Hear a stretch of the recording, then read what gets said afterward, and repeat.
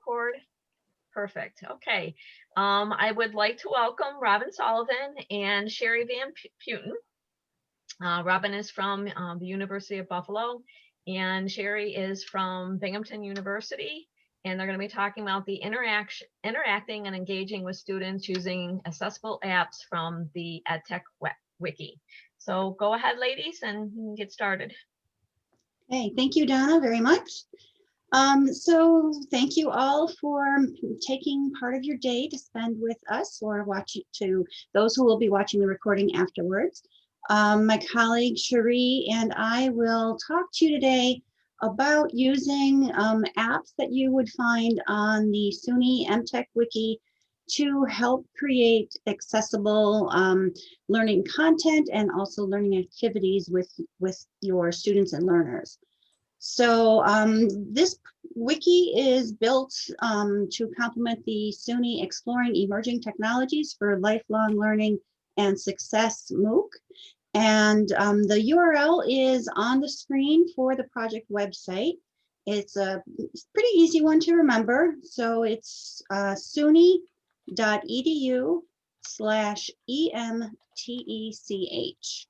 And you're going to want to bookmark that and refer to it often to find out how you can use the tools that are found in EmTech Wiki to make your courses and teaching more accessible for learners. So I'm Robin Sullivan. If you need to find me at UB, you need to put in Roberta in the search field. But my email address is right on the screen there. I'm a teaching and learning strategist with the University of Buffalo Libraries. And Cherie, I'm going to have you introduce yourself. I'm Cherie Van Putten. I work at Binghamton University as an instructional designer. And I'm also the Associate Director of EmTechMooc. Sounds good. Okay, so we also have made a bit.ly link for the slides. The slides have a few of the resources that we're going to talk about highlighted, and there's links on there. So if you wanted to write this down also, it's a bit.ly link, bit.ly/EmTech-accessibility. And I've put both of those links in the chat as well. Excellent. We do want to mention that one part of being accessible in an online environment is to be able to offer captioning in these live environments. And, you know, if I would have said that a month or 2 months ago, it would have been, oh my goodness, that's such a difficult thing to accomplish. Tools and technology evolve all the time, and there are a few different tools right now that will help you automatically provide live captioning whenever you're using this kind of synchronous communication. We're talking together on Zoom. So if you would like to pull up a transcript, a caption that will run along with this session, you can easily go to this URL. It's just webcaptioner.com. And you can either go there and hit the caption button or go to webcaptioner.com/captioner. And that will allow you to pull up a new window, and it will automatically transcribe the text that Cherie and I are going to talk, or any of our guests. And, you know, it's a great way to kind of even rewind. What did I say 2 minutes ago? I can kind of look back in that transcript to see that. SUNY CPD has been using the Otter.ai system. It's very similar. But I kind of like Webcaptioner because it goes on its own. It doesn't scroll. I mean, it does scroll, so I can have hands off. So it's just one of the tools that we're going to highlight. And Cherie, I'm going to have you kind of take it from here for a minute. Okay. Basically, there's a ton of tools out there for us all to choose from to use in our classes, or just in our office work, or for social activities. There's a lot of different purposes, varying quality of the tools. So, you know, how do you know which one to use? And if maybe you're using a free one, you just get comfortable with it, and then next thing you know, it goes away entirely, or it becomes a paid model, and maybe you don't want your students to pay for a tool. So then you're back to square one. So if you use the EmTech Wiki and the EmTechMooc in the background behind it, where Robin will get into it more, but it sets you up to find the tools you need, and then for you to be able to check them out and assess them to find out which one is right for you. And it's especially important for maybe like those of you who are like maybe a little non-tech or not necessarily the first adapters of technology. And if you want to go to the next screen. Sorry. Oh, that's okay. So EmTechMooc is to help you get comfortable with technology and making decisions on what is the right tool for the job you need. It also helps you learn about how to protect your digital identity. It helps you develop a lifelong learning toolkit. So, but while you're doing all of this, you're going to be exploring free and low-cost tech tools. And we've set it up to be a learning activity for all learners, where before we focused more on faculty when it was the Tools of Engagement project. Now it's for everyone. You could share portions of this in a class or all of this in a class with your students, or faculty can use it to build skills, and people in more of a support role or in other areas in the university could use it. Plus it's open to everybody in the world. Okay, thanks, Sherry. Okay, and that's when I turn it over to you. Yep.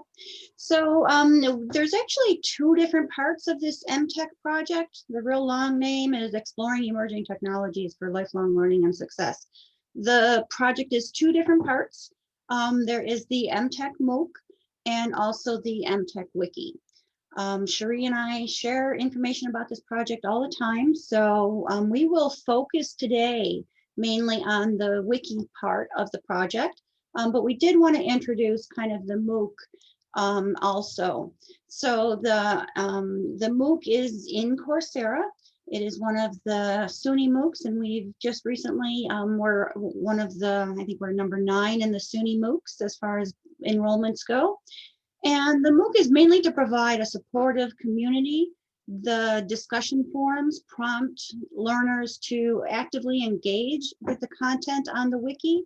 You go through discovery exercises, you create an e-portfolio, and you pick some of the tools on the wiki to do a hands-on exercise and create a digital artifact, whether that's a video, audio, infographic, many others.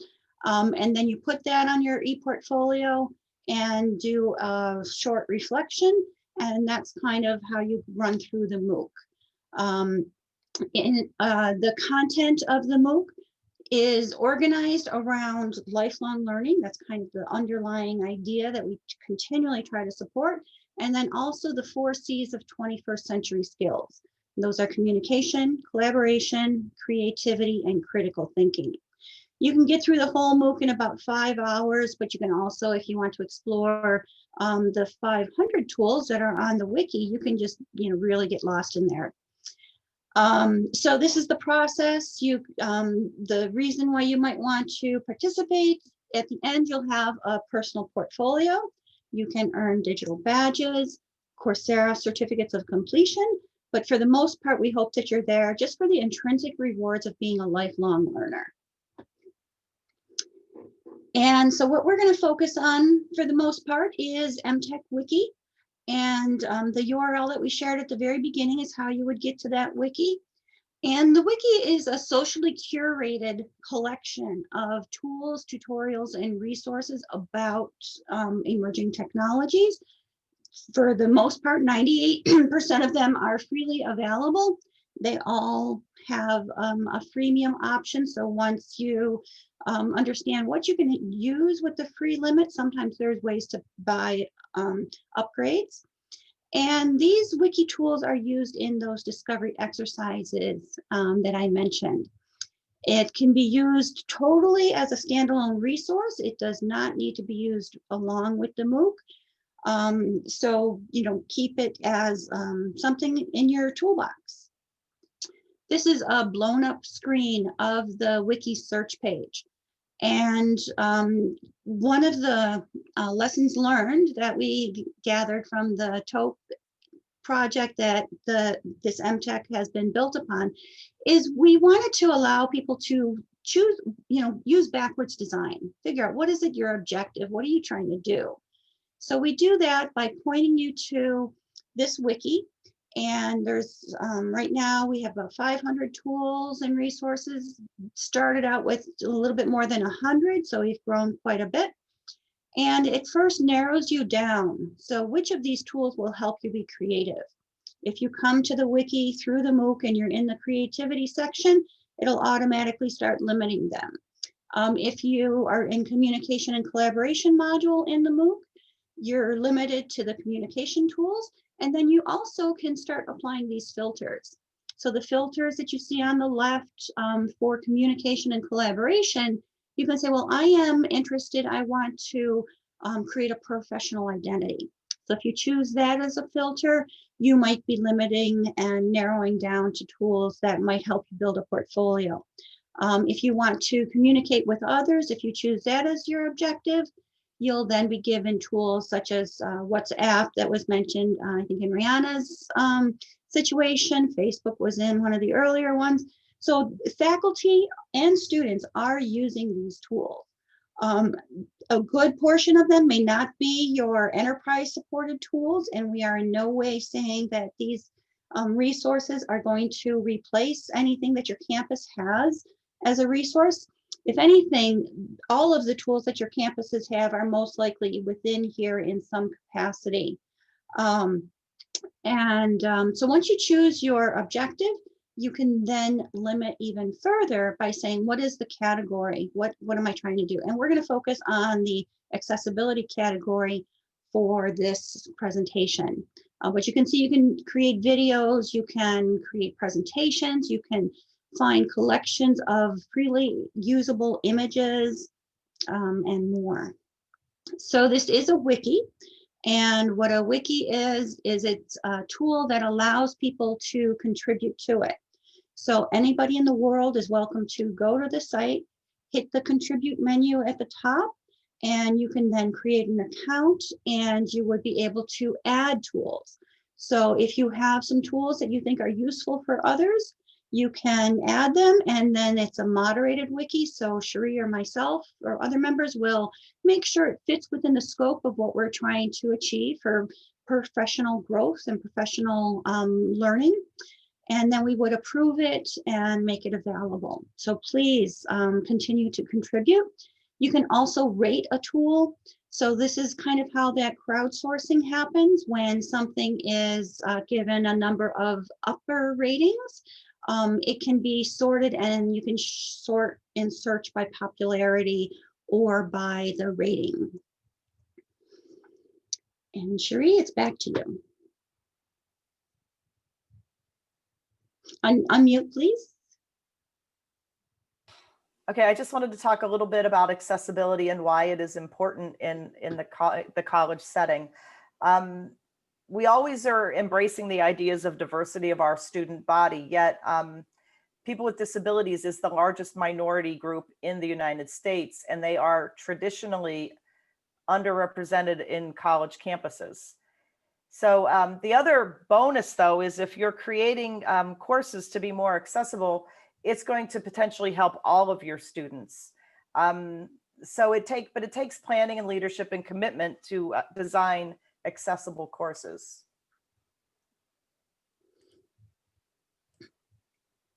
So 11% of higher education students in the US have some kind of disability. So we should be bringing awareness to this and helping make the courses more accessible to them. I also wanted to get into the fact that there are different kinds of, there's a spectrum of disabilities. There will be some people who have a permanent disability. That would be somebody with a genetic condition or a medical condition, or maybe like a traumatic brain injury that will only improve to a certain level. There's also temporary disabilities, and these are things that we could all have, like maybe you break your wrist and for a while you're not able to like write or type. So there's things like that. And then maybe in that situation, you'd want to find some kind of speech to text option for your computer. Somebody who's learning a new language is temporarily at a disability or has a disability because they're disadvantaged by not knowing that language. A lot of times when students are new to a concept and you're using technical jargon, that is also considered a disability. And then there's situational disabilities as well, where there's all this technology and noise and distractions, and the students aren't able to actually focus on what it is they need to focus on. And then the idea of universal design for learning is something that's pretty common in the instructional design world now. And that is building the course with your students in mind, like, so building it for everyone. And what you might do is, if you have audio or video, to make sure that the audio has a transcript and to make sure the video is captioned. So nobody needs to ask for it to be in the format they need. You already are anticipating that there are students who need this format or who will prefer a particular format. Okay, and so here's a chart that basically shows you, like, if you put something in a picture format, you might have blind or low vision students who can't see it. So what you're going to do to make that accessible is you're going to have text to fully describe what it is that the image was showing. Or if you have printed text, like the low vision students or a student with a learning disability might need supplemental audio. So you hear, this table is just good to show you what you might need to be helping your students with. Okay, And thanks, then Sherry. go ahead and hand it over to Robin. Okay, so we wanted to share with you a tool that I was introduced to at one of the OLC conferences recently, and it's called the Web 2.0 Accessibility Scorecard. And it is developed by Wendy Torres. She is a senior instructional technologist with Copen State University. And the link is here on the screen to be able to open up the resource. And I'm just going to show you very quickly. So this is the wiki site, and from here you can link to her presentation about the scorecard and to many of the other options. So I'm just going to kind of go over that and kind of talk to you a little bit more about the scorecard.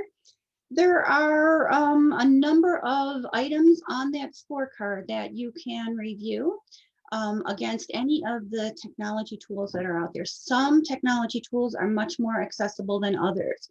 So one of the drawbacks of using freely available tools is that they have not been vetted by your campus.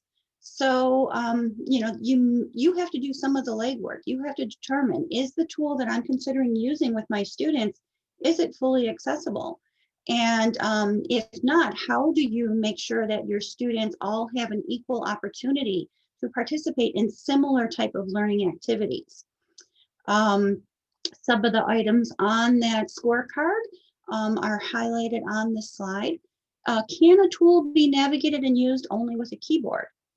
And does the tool have an option for either captioning or transcripts? Does it rely on color to convey meaning? And also, can the tool work across platforms? That's pretty important. And does the tool have a VPAT? And VPAT stands for Voluntary Product Accessibility Template. So those are just a few of the items that you'll see if you open up the scorecard, and you can kind of navigate and review the different tools that you might find on the wiki. If we do discover any tools that have any severe accommodation issues, we do try to notate that on some of the records. And basically, if you know, if you're using a video editing tool, that video editing tool may not have the ability to caption directly within that tool, but you would then kind of take a step further and you would use additional tools that you might find to create those captions. So This is another page that Wendy sponsors, and she has a small library of reviews that she's done so far.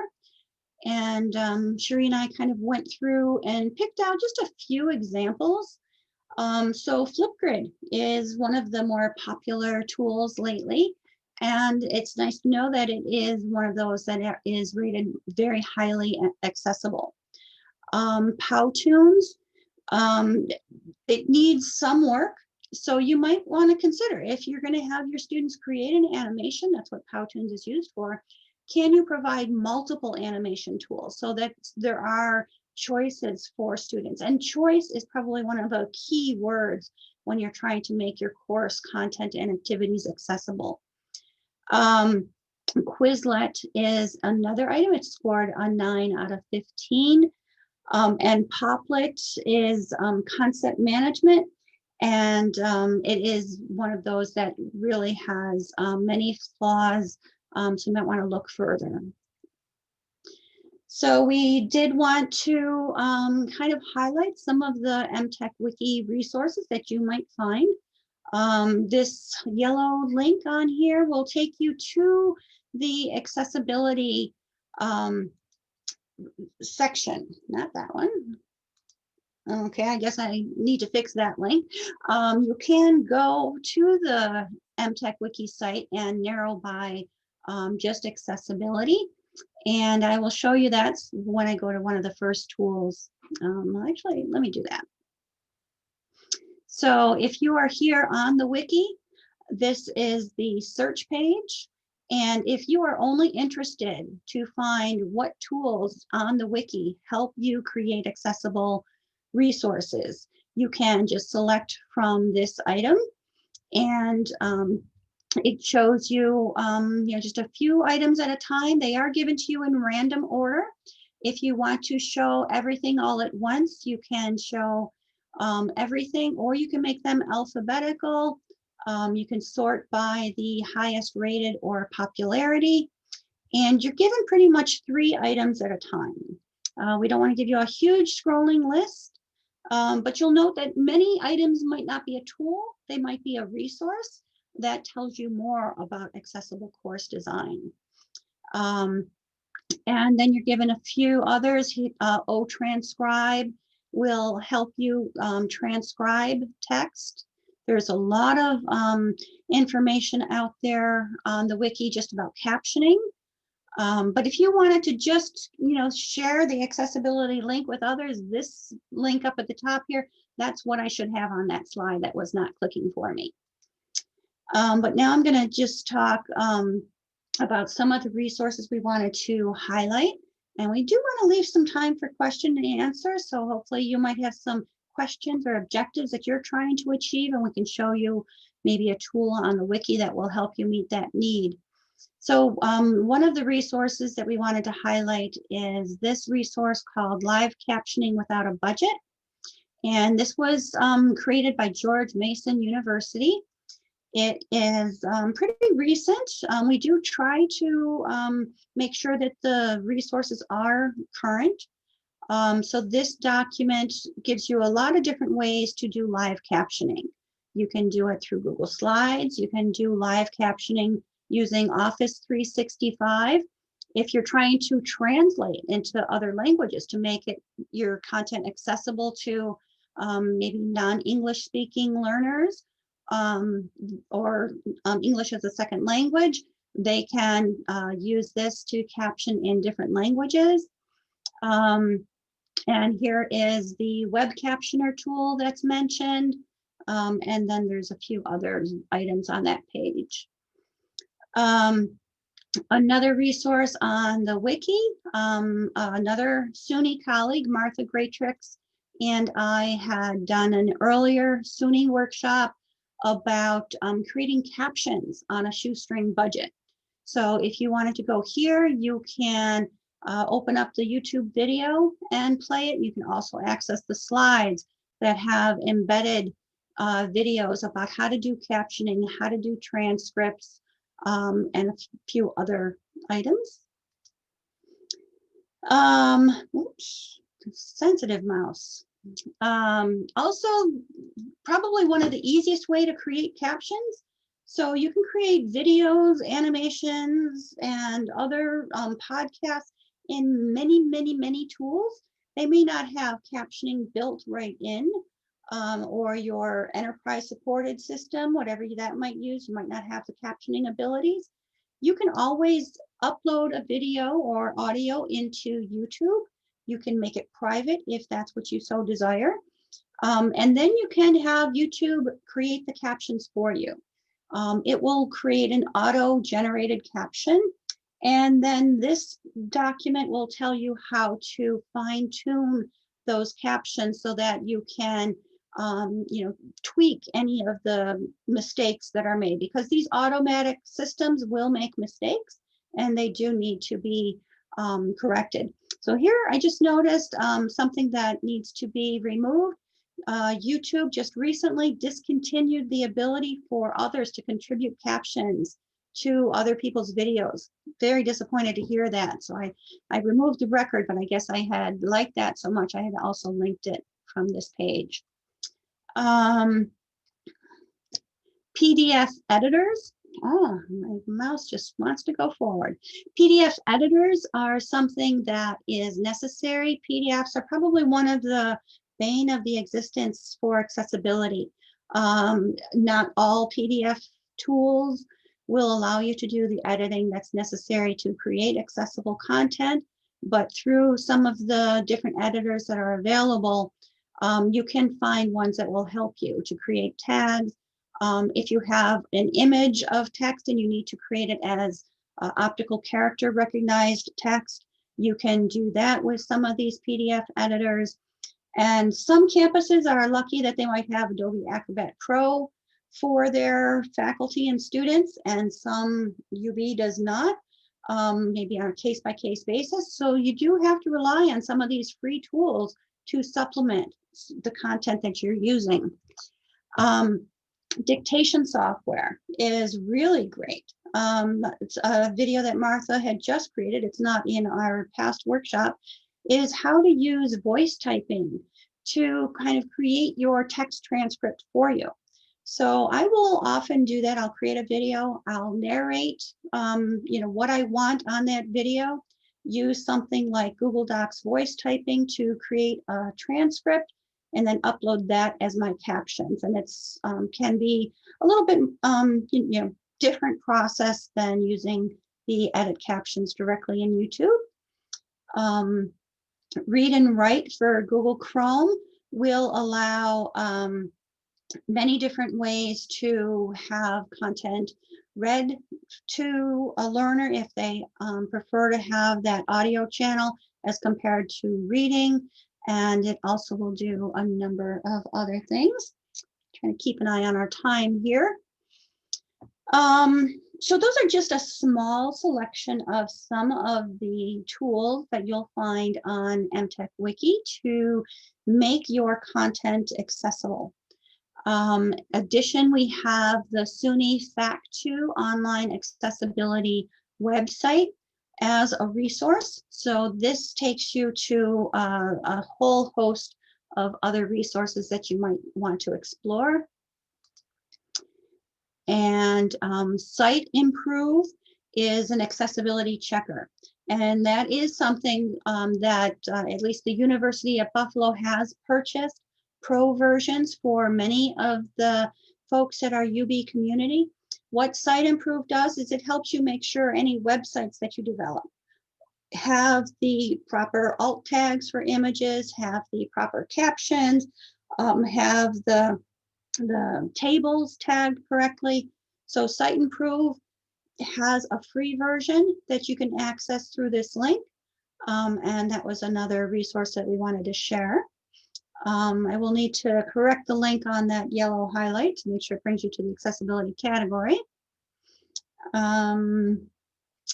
So we do want to leave some time for questions and answers. And I think this is maybe one of the last few slides. So the EmTechWIKI and EmTechMooc are available to anyone across the world, anyone at any campus. SUNY faculty and staff do have an added benefit that if you do choose to enroll in the MOOC, you can earn the digital badge for completion and also the Coursera certificate of completion at no cost. Anybody else in the world, they can go through the entire course. We don't block out any of the course from other learners like some of the MOOCs do. You can take all of the assessments, get all of the feedback, you can complete the course. The only thing you won't get unless you're a non-SUNY person and you choose not to pay the $29 course fee is that Coursera certificate of completion. So please share information across all of your campuses about this, the wiki especially, and also the MOOC. And you can go to the the links on this page. There's a 1-minute trailer. So if you don't want to listen to the whole half-hour spiel that Cherie and I are mentioning, you can come here and right under this section, you have a link to share information with others. So we have kind of the marketing materials all packaged up and ready for you to share. You can also copy any of this and rework it so that if you wanted to work this into a course assignment, we've had faculty who have adopted the MOOC for their entire course and had their students go through all 5 modules. We've had faculty adopt just the lifelong learning module or just the communication module. And it's up to you if you just want to, say, okay, students, you have a final project, go to this wiki and create something that is a little bit more in depth than an essay as your final project. If you want your students to maybe do a presentation or a video or an infographic, just share this site with them and tell them that it is there for them to find the tools that'll best meet their needs. We would appreciate that. And kind of just want to wrap up our presentation. Accessible learning for all. What a concept. Students learn together with faculty, together with learners from all over the world. We have, so far in the 2.5 years since the MOOC has been launched, we've had 23,000 learners who have enrolled, and they come from more than 150 different countries. So we have, I think I left us about 5 minutes for questions. And so please feel free to open up your mic and ask the questions directly. Robin, there is one question right in there already. And Okay. I'm answering, is EmTechMooc OER? So yes, EmTechMooc is OER. So anyone is welcome. We have licensed it through Creative Commons. You can go into the FAQ on the page and it says information about that. So if anybody wanted to pick up this project in part or in whole and duplicate it, they are welcome to do that and improve upon it. They are certainly welcome to do that. We built the structure of the wiki based on open source code. It is created on a WordPress website with Bootstrap programming. And so if anybody has the need to create a searchable database of anything, Cherie and I talk often how we want to take the teaching and learning resources that have been building through SUNY in these past few months and create a different wiki that just says, okay, if you're interested in creating learning objectives or universal design or whatever the case might be. If you have a need to use this backbone in any way, let us know. I can point you to the GitHub to find those, the source code. And there is also, in addition to being an OER resource in itself, there is a category of open educational resources. So if that's what you're interested in, you can go here and you will find links to all of the SUNY resources, the SUNY Affordable Learning Solutions website, the Lumen website, and there's 72 different resources that you can find that are just listed under OER. And So I hope that kind of answers that question. Also, I think with OER, I do want to also mention that the category for finding photos and images, and you can search for multiple categories. So if I wanted to find things that relate to photos and images and OER, I can do that. I'm going to just do photos and images. So this selection right here will help you find ways to create photos, so photo editing tools, and also photo collections. So let me find a couple of different collections here that will, so allopen.org, you can go there and find collections of photos that you can use that are freely able to be used. Google Advanced Search is one of them that's in here, and that will help you search and narrow down by the different Creative Commons license. Here's a great source that helps you find images regarding public health in a collection that is put together by the Center for Disease Control and Prevention. So if you want OER images and you're specifically interested in health-related images, that's a great resource for you. So we do have some time. I hope that there are some questions that somebody might... Robin, we don't have time. Oh, okay. Sorry. I was just about to cut her off. Okay, sorry. I thought I had some more time there. So sorry I didn't leave time for questions, but thank you very much. Thanks for interrupting me. Thank you, Robin. Well, we have a minute.